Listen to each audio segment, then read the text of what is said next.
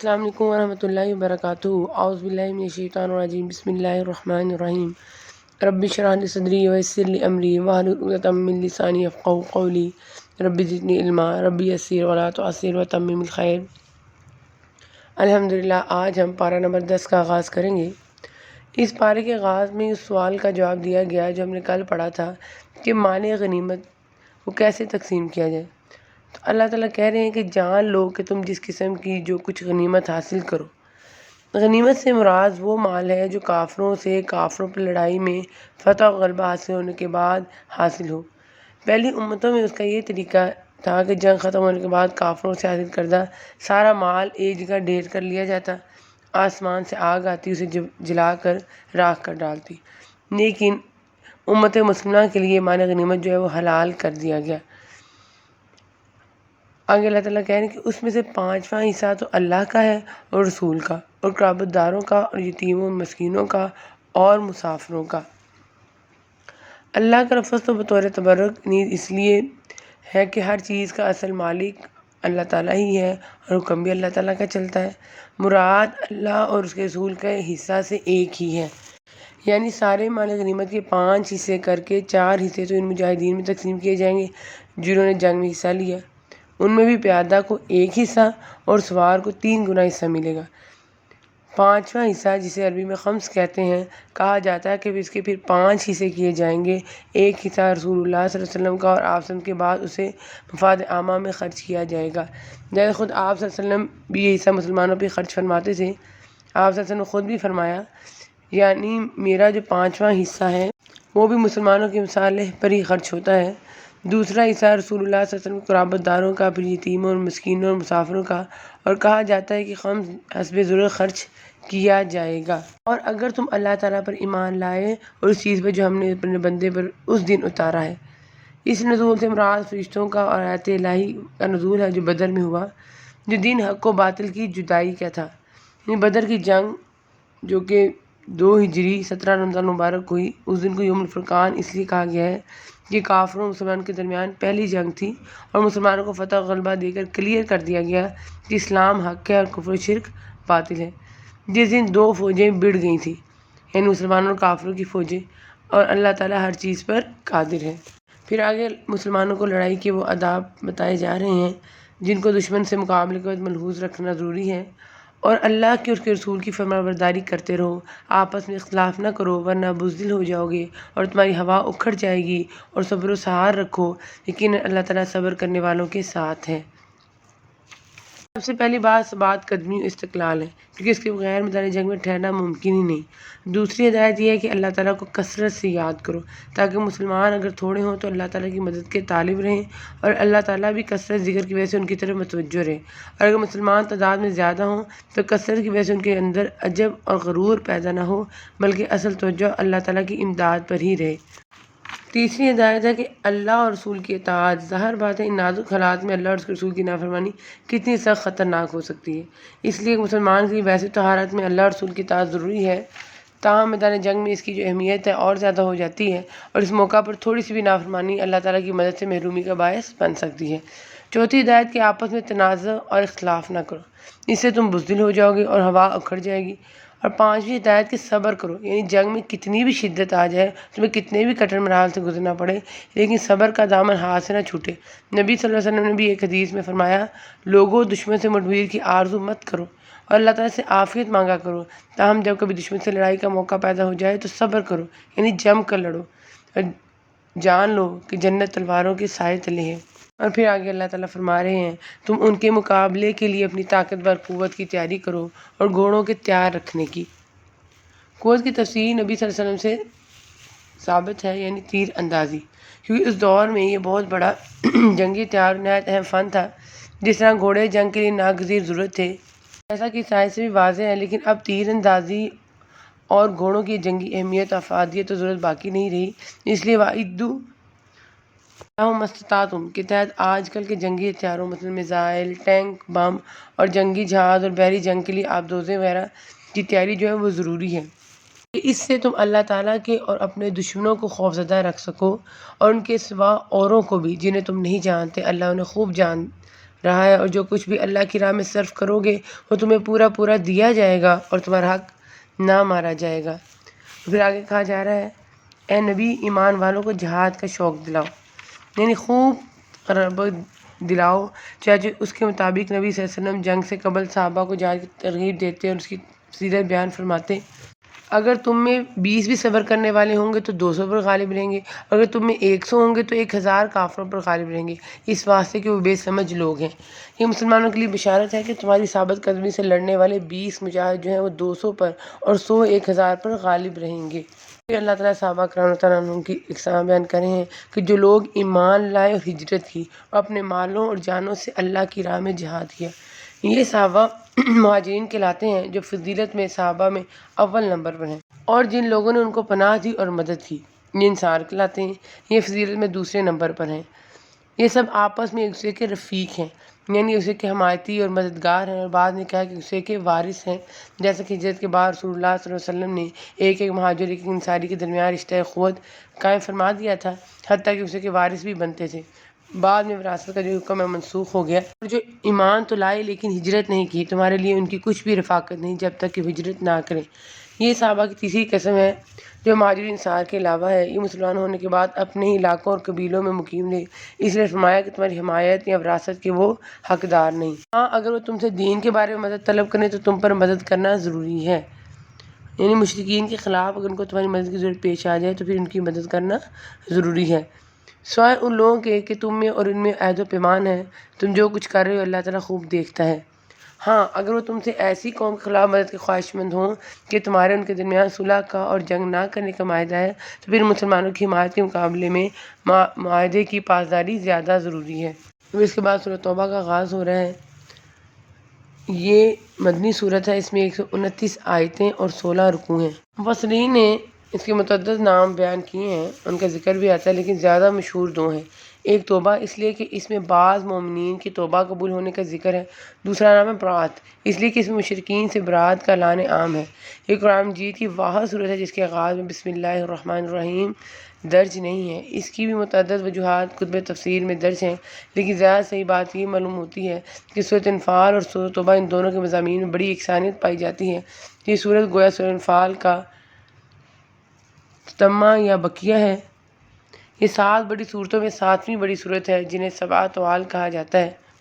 اس کا آغاز ہوتا ہے اللہ اور اس کے رسول کی جانب سے بیزاری کا اعلان ہے۔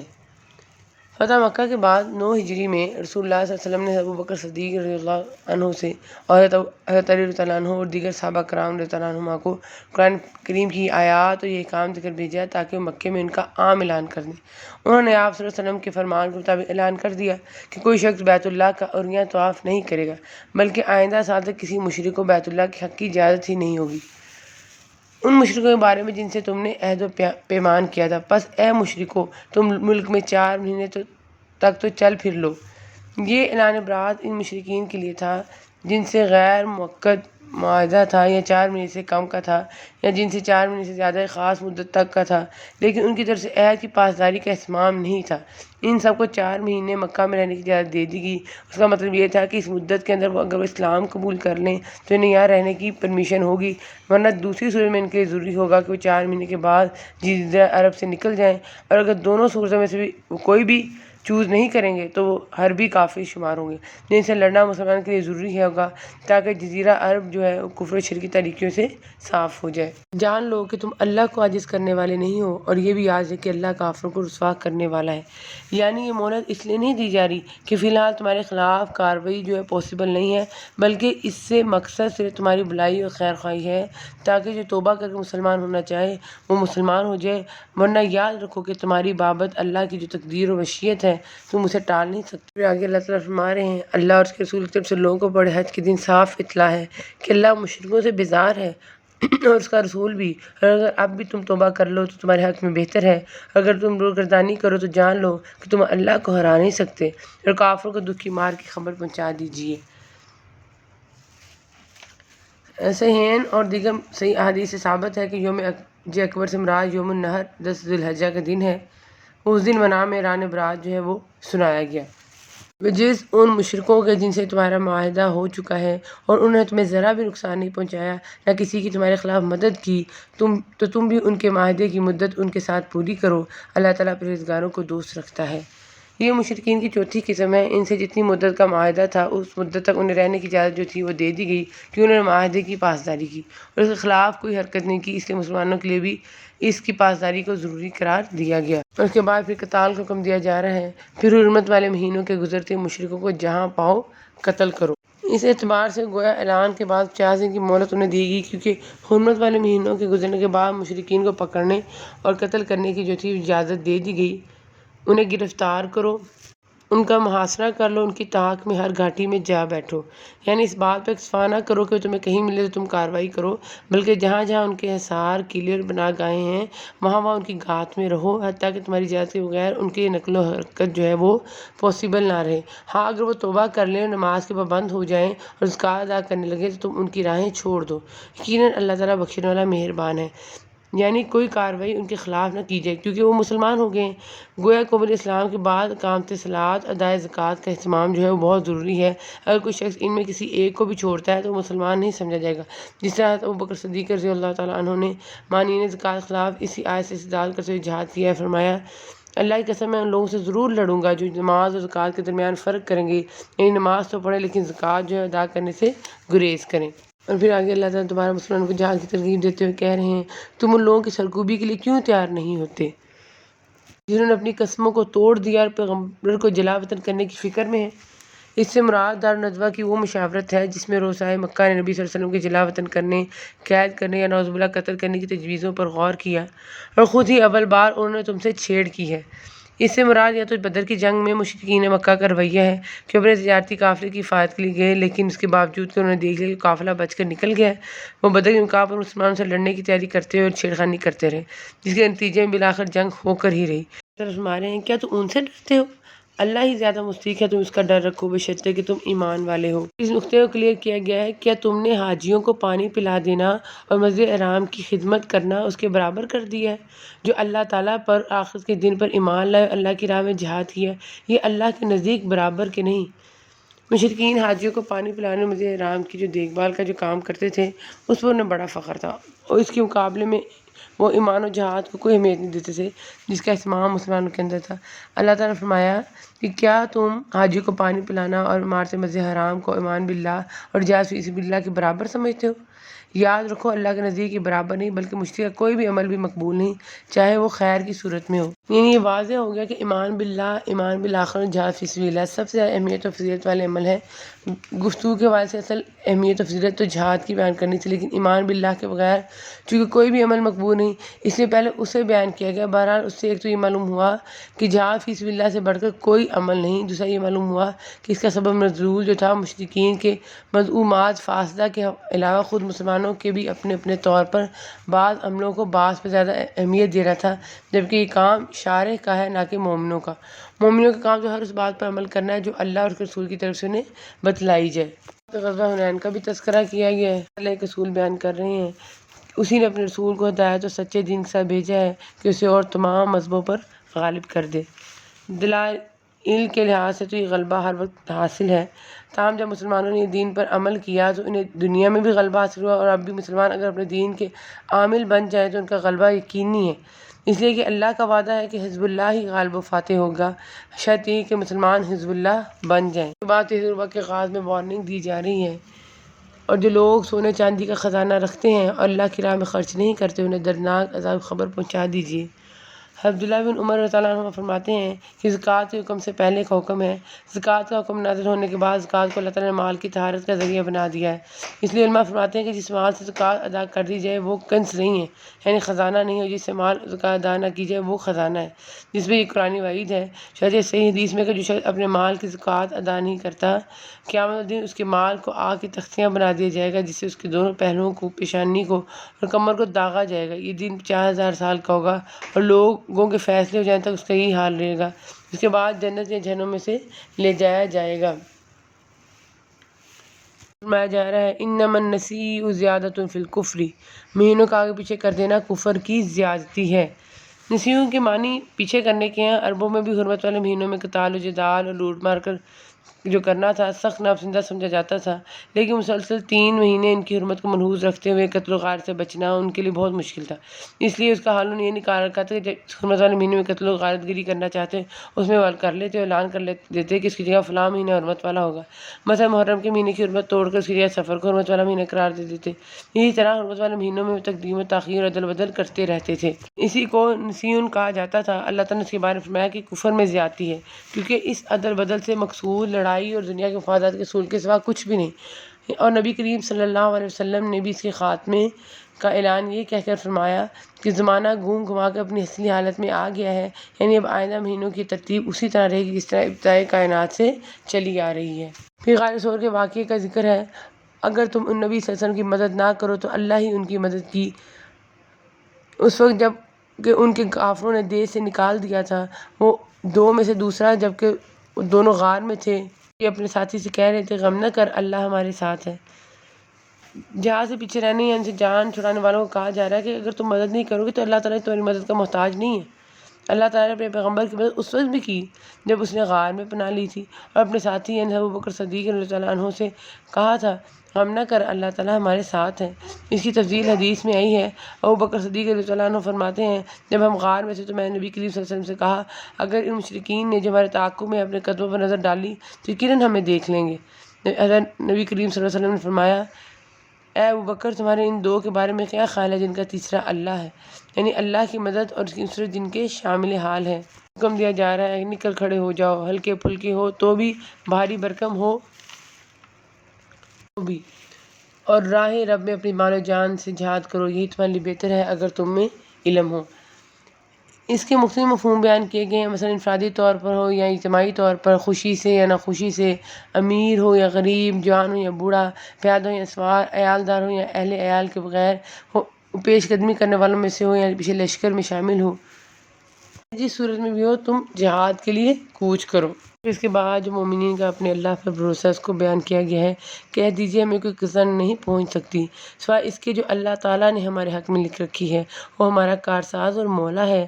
مومنوں کو تو اللہ کی ذات پاک پر ہی بھروسہ کرنا چاہیے۔ یہ منافقین کے جواب میں مسلمانوں کے صبر و ثبات اور حوصلے کے لیے فرمایا جا رہا ہے کہ جب انسان کو یہ معلوم ہو کہ اللہ کی طرف سے مقدر کام ہر صورت میں ہونا ہے اور جو بھی مصیبت بھلائی میں پہنچتی ہے اسی تقدیر الہی کا حصہ ہے، تو انسان کے لیے مصیبت کا برداشت کرنا آسان اس کے حوصلے میں اضافے کا سبب بنتا ہے۔ پھر آخری ربع میں اللہ تعالیٰ نے دو لوگوں کی کیٹیگریز بیان کی ہیں، ایک جو ہے وہ منافقین کی جن میں مرد و عورت شامل ہیں، اور دوسرے مومنین کی، ان میں مرد و عورت دونوں شامل ہیں۔ اللہ تعالیٰ نے ان دونوں جو گروہ ہیں ان کے اعمال بیان کیے ہیں اور پھر ان کے مطابق ان کی جزائیں اور سزائیں بیان کی ہیں۔ اللہ تعالیٰ کہہ رہے ہیں تمام منافق مرد و عورت آپس میں ایک ہی ہیں، یعنی منافقین جو اٹھا کر مسلمانوں کو باور کراتے تھے کہ ہم تم میں سے ہیں، اللہ تعالیٰ نے اس کی تردید فرمائی کہ ایمان والوں سے ان کا کیا تعلق، البتہ یہ سب منافق چاہے مرد ہوں یا عورتیں ایک ہی ہیں، یعنی کفر و نفاق میں اسی سے بڑھ کر ہیں۔ آگے ان کی مزید صفات بیان کی جا رہی ہیں جو مومنین کی صفات کے بالکل الٹ اور برعکس ہیں، کہ بری باتوں کا حکم دیتے ہیں اور بھلی باتوں سے روکتے ہیں اور اپنی مٹھی بند رکھتے ہیں۔ اس سے مراد بخل ہے، یعنی مومن کی صرف اللہ تعالیٰ کی راہ میں خرچ کرنا ہے، اور منافق کی اس کے برعکس بخل یعنی اللہ کی راہ میں خرچ کرنے سے گریز کرنا ہے۔ یہ اللہ کو بھول گئے، اللہ نے انہیں بھلا دیا، یعنی اللہ تعالیٰ بھی ان سے ایسا معاملہ کرے گا گویا اس نے انہیں بھلا دیا، جس طرح دوسرے مقام پر فرمایا سورۃ جاثیہ کی آیت نمبر 34 ہے، آج ہم تمہیں اسی طرح بھلا دیں گے جس طرح تم ہماری ملاقات کے اس دن کو بھولے ہوئے تھے۔ مطلب یہ ہے کہ جس طرح انہوں نے دنیا میں اللہ تعالیٰ کے احکامات کو چھوڑے رکھا، قیامت والے دن اللہ تعالیٰ انہیں اپنے فضل و کرم سے محروم رکھے گا۔ بے شک منافق کی فاس کو بدکار ہیں۔ پھر مومنین کی صفات مذمومہ کے مقابلے میں مومنین کی صفات محمودہ کا ذکر ہو رہا ہے۔ پہلی صفت یہ ہے کہ وہ ایک دوسرے کے دوست، معاون و غمخوار ہیں، جس طرح حدیث میں ہے مومن کے لیے ایک دیوار کی طرح، جس کی ایک صفت یہ ہے کہ وہ بھلائیوں کا حکم دیتے ہیں اور برائیوں سے روکتے ہیں، نماز کو پابندی سے بجا لاتے ہیں، زکوٰۃ ادا کرتے ہیں، اللہ اور اس کے رسول کی بات مانتے ہیں۔ نماز حقوق اللہ میں نمایاں ترین عبادت ہے، زکوٰۃ حقوق العباد کے لحاظ سے امتیازی حیثیت رکھتی ہے، اس لیے ان دونوں کا بطور خاص تذکرہ کر کے فرما دیا ہے کہ ہر معاملے میں اللہ اور رسول کی اطاعت کرتے ہیں۔ یہی لوگ ہیں جن پر اللہ تعالیٰ بہت جلد رحم فرمائے گا، بے شک اللہ غلبے والا حکمت والا ہے۔ پھر اللہ تعالیٰ منافقین کا انجام بتاتے ہیں کہ سب سے پہلے اللہ تعالیٰ نے انہیں بھلا دیا، پھر اللہ تعالیٰ منافق مردوں، عورتوں اور کافروں سے جہنم کا آگ کا وعدہ کر چکا ہے، جہاں یہ ہمیشہ رہنے والے ہیں وہی انہیں کافی ہے، ان پر اللہ کی پھٹکار ہے اور انہی کے لیے دائمی عذاب ہے۔ پھر اللہ تعالیٰ جو مومنین کے لیے انعامات ہیں ان کا تذکرہ کرتے ہیں کہ ان ایماندار مردوں عورتوں سے اللہ نے ان جنتوں کا وعدہ فرمایا ہے جن کے نیچے نہریں بہہ رہی ہیں، جہاں وہ ہمیشہ ہمیش رہنے والے ہیں، اور ان صاف ستھرے پاکیزہ محلات کا ہمیشگی والی جنتوں میں ہیں، اور اللہ کی رضامندی سب سے بڑی چیز ہے، یہی زبردست کامیابی ہے۔ حدیث میں آتا ہے کہ جنت کی تمام نعمتوں کے بعد اہل جنت کو سب سے بڑی نعمت اللہ تعالیٰ کی رضا کی صورت میں ملے گی۔ آخر میں کہا جا رہا ہے کیا وہ نہیں جانتے کہ اللہ تعالیٰ کو ان کے دل کا بھید، ان کی سرکشی سب معلوم ہے، اللہ تعالیٰ غیب کی تمام باتوں سے خبردار ہے۔ اللہ تعالیٰ سے دعا ہے کہ اللہ تعالیٰ ہمیں دنیا اور آخرت کی عافیت عطا فرما دیں، آمین۔ وآخر دعوانا ان الحمد للہ رب العالمین۔